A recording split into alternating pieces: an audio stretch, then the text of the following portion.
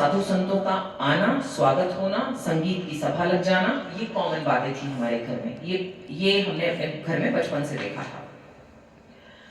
तो जब वो साधु डर के बेचारे चले गए वहां से, क्योंकि सबसे बड़ी बात होती है कि जैसे ही ऐसा कुछ हो जाए तो सीधा ब्लेम पहले तांत्रिक को किया जाता है कि ये तांत्रिक ने किया होगा, ये तांत्रिक यहाँ रहता था या घुरी यहाँ रहता था। क्योंकि अलवर में भर्तृहरि करके एक स्थान है जहां पर कनफड़े साधु रहते हैं, साधना करते हैं, वो वहां से आते थे। तो वो चले गए छोड़ के, और घर में ये कहा गया उस समय जब मम्मी का पोस्टमार्टम चल रहा था बॉडी का, तो घर में ये बात कही जा रही थी कि वो साधु जो था यहाँ रहता था, उसने कुछ कर दिया होगा। अब मैं छोटी बच्ची हूं, रात्रि में माताजी के साथ ये हुआ है, दिन में ये बातें चल रही हैं कि उस साधु ने, उस तांत्रिक ने, अघोरी ने कुछ कर दिया होगा। ये दिमाग में घुस गई बात। छोटे थे, कुछ कर तो सकते नहीं थे, चलते फिरते सुन लिया, बैठ गई दिमाग में बात। वहां से उस घर को फिर हम छोड़ के चले गए कुछ समय के पश्चात। उस बीच में बहुत सारी चीजें हुई। दूसरे घर में गए तो हम 3 साल बीत चुके, इस बीच में समय गुजरता रहा, 3 साल बीत गए। पिताजी ने दूसरी शादी कर ली, और शादी उन्हीं से कर ली जो इस मेरी माता जी की मृत्यु का कारण थी। शादी भी उन्हीं से कर ली। फिर हमने सुना कि इसने कुछ मिला के पिताजी को खिला दिया। फिर दूसरी बार ये सुना, फिर से दिमाग में क्वेश्चन किया, ऐसा क्या होता है कि जिसको करके हम किसी को कंट्रोल कर लेते हैं, मार देते हैं, ऐसी क्या चीज होती है। वो आई और उनके आते ही मुझे घर से बाहर, घर 13 वर्ष की आयु थी, घर छोड़ना पड़ा। मैं घर से बाहर गई। तो मेरा बेसिकली कह सकते हैं कि सन्यास का जो रिश्ता है मेरा और सन्यास का और साधुत्व का, वो 13 वर्ष की आयु से ही है। हाँ, वो बात अलग है कि मेरा जो लीगल सन्यास होता है वो 2015 में हुआ। दीक्षा मेरी जो है, दीक्षा मतलब दीक्षा, इनिशिएशन मेरा अघोर में 2013 में हुआ था। अब वहां से हम आते हैं उस जगह पर जहां मेरी शादी हो गई। जब मेरी शादी हुई तब मैं बहुत छोटी थी, 20.5 साल की शायद या 21 साल की थी। तो शादी करनी पड़ी मुझे, क्योंकि बाहर जो है लड़की के लिए माहौल ठीक नहीं होता। अकेली लड़की हो तो माहौल जरा अलग प्रकार का, दृष्टि होती है ना, दृष्टि, पुरुष की दृष्टि। पुरुष नहीं कहूंगी, वो पुरुष हो नहीं सकते, उनको मैं पुरुष नहीं मानती, क्योंकि पुरुष में पुरुषत्व होता है, इसीलिए वो पुरुष है। ये तो कौवे, चील की कैटेगरी में आने वाले लोग हैं, भेड़िए टाइप के लोग हैं। तो उस तरह के कुछ लोगों की दृष्टि थी, इसलिए मुझे शादी करनी पड़ी। शायद वो एक योग था कुंडली के हिसाब से, अगर नहीं होती तो मैं नहीं करने वाली थी, पर वो था, कर्म का कुछ लेखा जोखा था भैया। अब जब शादी हुई तो ऐसे क्रिमिनल व्यक्ति से हो गई बाद में, और वो पैसे नहीं देना, घर में केयर नहीं करना, दूसरी चीजें जाने दीजिए, उसको छोड़ते हैं। तो फिर से मुझे किसी ने कह दिया कि इसको कुछ खिला पिला के बस में कर लिया गया है, अपने किसी और ने इसको बस में कर रखा है। That was the last thing I heard। नहीं तो बहुत हो गया, इनफ। अब मुझे जानना है कि है क्या। बचपन से मैं ये चीज सुन रही, माता जी गई, दूसरी पिताजी की शादी हुई, मेरा घर छूट गया, इतना तकलीफ झेलना पड़ा, सच में कुछ है ऐसा, मुझे जानना है। तो मेरी जो पेन की यात्रा है ना, दर्द की यात्रा है, वो 10 साल की उम्र से है। तो जो आपके साथ भी वैसा ही कुछ है, आपने दर्द को, संगीत को एक कर दिया, और यही मेरे पास भी ऑप्शन था। कुछ नहीं था मेरे पास, संगीत दिया था, पिताजी ने विरासत में पैसे नहीं दिए थे। संगीतकार थे, माताजी प्रिंसिपल थी, पिताजी एक प्रोफेसर थे। एक टीचर की क्या ये होती है, मतलब आय क्या होती है, राजेंद्र जी हमारे पास बैठे हैं शिक्षा विभाग से, इन्हें पता है। तो सिंपल से बहुत ही साधारण परिवार। हालांकि दादाजी का बहुत रुतबा था, क्योंकि वो बिजली विभाग में सेक्रेटरी थे, तो इसके लिए उनका रुतबा बहुत था। लेकिन पिताजी मेरे बहुत साधारण थे, माताजी बहुत साधारण थी। विरासत में संगीत, भक्ति और राष्ट्रवाद मिला था,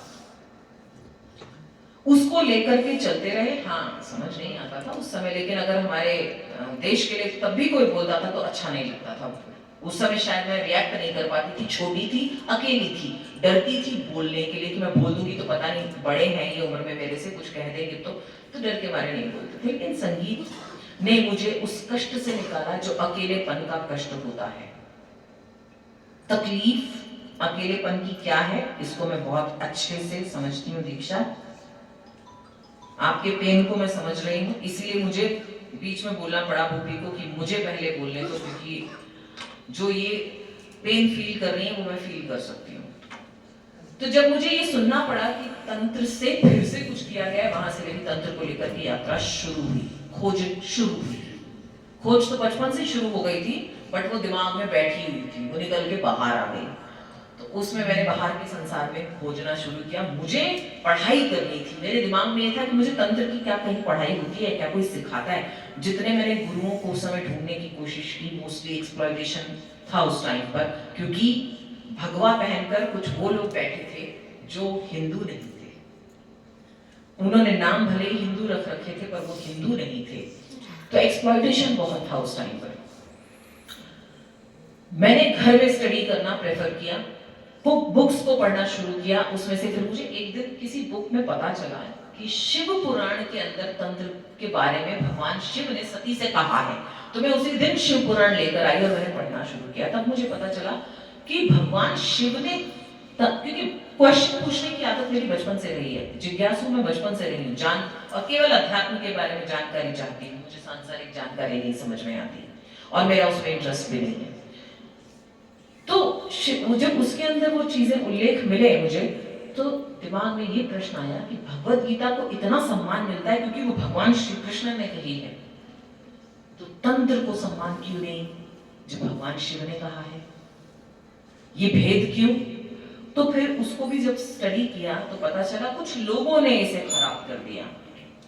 तंत्र में इतनी शक्ति है कि अगर इसका गलत इस्तेमाल कर लिया जाए तो ये डिस्ट्रॉय भी कर सकता है, लेकिन अल्टीमेटली फिर ये डिस्ट्रॉय आपको भी करता है। अगर आप किसी को खराब करने, कर्म है ना, कर्म तो हो ही रहा है ना, तंत्र से भी कर्म होता है ना। तो जब आप किसी के लिए बुरा करेंगे तो ये पलट के 3 फोल्ड आपकी तरफ भी आता है। तो मुझे तब समझ में आया कि तंत्र का प्रयोग कितने कितने कार्यों में किया जा सकता है और पूर्व में कहां कहां इसका प्रयोग किया गया है। रावण उसका एक बहुत बड़ा उदाहरण रहे, लेकिन उनका कार्य कुछ और ये था जिसकी वजह से उन्हें भगवान को जन्म लेना पड़ा, उन्हें मारने के लिए। पूर्व जन्मों में वो भगवान के द्वारपाल थे विष्णु जी के।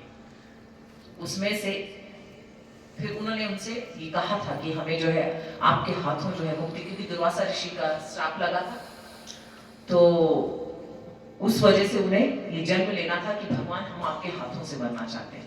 उसमें से एक जन्म में कंस भी थे, हिरण्याकश्यप थे, और एक में रावण। तो रावण को सबसे बड़ा तांत्रिक कहा जाता है, विद्वान कहा जाता है, लेकिन विद्वान गुणी व्यक्ति को एक ही चीज खत्म करती है, उसका अहंकार। यदि उसके अंदर अहंकार आ गया तो व्यक्ति कितना भी गुणी हो, जैसे कि कहा था ना कि किसी ने कहा था कि वाणी जो है, शब्द जो है, ये बहुत मैटर करते हैं। एक शब्द संभल कर बोलिए, शब्द बड़े ही बावरे, एक शब्द बने मरहम और एक करे घाव रे। तो इस शब्द के बारे में भी बात हो रही थी। शब्द ब्रह्म है, नाद की उत्पत्ति भी भगवान के डमरू से हुई है। बिग बैंग थ्योरी जिसे आप कहते हैं, वो बिग बैंग थ्योरी क्या है?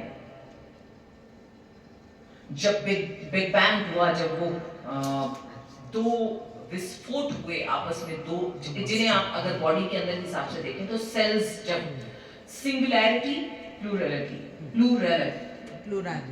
हाँ, तो द्वैत और अद्वैत, सेल्स को आप देखिए, जब तक वो एक है तो वो है, अस्तित्व में है, लेकिन जब वो द्वैत भाव में आ जाता है तो वो मूवमेंट शुरू करता है, वो आपको दिखने लगता है। फिर जब तक वो अद्वैत है वो दिखता नहीं है, जिसमें निराकार साकार हम कहते हैं। दोनों सेल्स, हर चीज यथा ब्रह्मांडे तथा पिंडे, इसीलिए कहा गया कि जो बाहर है वही अंदर है, जो अंदर है वही बाहर है। आज साइंस इस चीज को हमें अलग अलग तरीकों से दिखा भी रही है, विज्ञान हमें दिखा रहा है। तो जो अध्यात्म है वो सूक्ष्म है, वो हमारे अंदर है, और विज्ञान जो है स्थूल है। विज्ञान अध्यात्म की वेदशाला, सॉरी लैबोरेटरी है, जहां पर कि आप, विज्ञानशाला जिसे हम कहते हैं, लैब है जहां पर आप एक्सपेरिमेंट्स करते हैं और उन्हें प्रूव करते हैं। दिखाते हैं हमें। तो सीइंग इज बिलीविंग कहा गया है, तो हम जब देखते हैं तभी बिलीव करते हैं कोई है, लेकिन जब हम उससे मिलते हैं, सामने परस्पर देखते हैं, तो एक अलग भाव उत्पन्न होता है। फोन पर आप बात करते हैं, अलग भाव होता है, बिना देखे किसी के बारे में चर्चा करते हैं, अलग भाव होता है। तो यही चीज हर तरह से हर जगह लागू होती है कि हमारी इतनी सूक्ष्म दृष्टि नहीं है कि हम उसको देख पाए। आज के समय में वैज्ञानिक, जो हमारे ऋषि मुनि थे, वो वैज्ञानिक थे पुरातन समय के, वो इतने सूक्ष्म थे कि उनको वो सब चीजें दिखाई देती थी जो आज विज्ञान को टूल्स लेकर के देखनी पड़ती हैं, वो अपने ब्रेन में देख पाते थे। आप आई का, हमारी आंखें ले लो, नेबुला से मिलती हुई दिखाई देती हैं। आप भगवान शिव का डमरू ले लो, गैलेक्सीज के रूप में दिखाई देता है। तो आप कैसे, क्योंकि हम उसी से बने हैं जिससे ब्रह्मांड बना है। एक एक चीज हमारे अंदर भी वही है जो बाहर है। हम इस ब्रह्मांड से बाहर ना जा सकते हैं, ना इस ब्रह्मांड के बाहर से आ सकते हैं। तो जब हम ना बाहर जा सकते हैं, ना वहां से आ सकते, तो हमारे को बनाने वाला भी वही ब्रह्म है। क्योंकि हम भ्रम में हैं, इल्यूजन में हैं, जिसको साइंस भी अब कहती है कि ये जो वर्ल्ड है इल्यूजन है, हमारा माइंड का प्रोजेक्शन है, ये हमारे ब्रेन का प्रोजेक्शन है। हम इल्यूजनरी चीजों को देखते हैं। हमारी जो बॉडी है, मैटर है या एनर्जी है, ये सब इल्यूजन है। तो जब हम पहले ये कहते थे, वेदों में पहले कहा गया है कि ये संसार माया है, तो हम नहीं मानते थे, तब समझ में नहीं आता था। लेकिन अब साइंस कहता है, क्योंकि वो बहुत सोफिस्टिकेटेडली लिखते हैं, प्रूव करने की चेष्टा करते हुए दिखाए जाते हैं, जबकि वो खुद ही भ्रम में है इतना ज्यादा। साइंस की कौन सी ऐसी थ्योरीज हैं, वो बोलते हैं हमने ये कर दिया, वो कर दिया, वो कर दिया। कितनी सारी ऐसी थ्योरीज हैं जो फेल हुई है पास्ट में, कितनी ऐसी हैं जो अभी तक सिर्फ रिसर्च ही चल रहा है, और रिसर्च चल रहा है, इन्वेंशन नहीं हो सकता इसमें, कुछ भी इन्वेंट नहीं कर सकते। क्योंकि जो भी आएगा थॉट आपके दिमाग में, वो यहीं से आएगा। उसका कहीं ना कहीं, स्वेट मॉडर्न की मैं बुक्स पढ़ा करती थी बचपन में, किताबें पढ़ने का कीड़ा मुझे मेरे पिताजी और दादाजी ने लगा दिया था।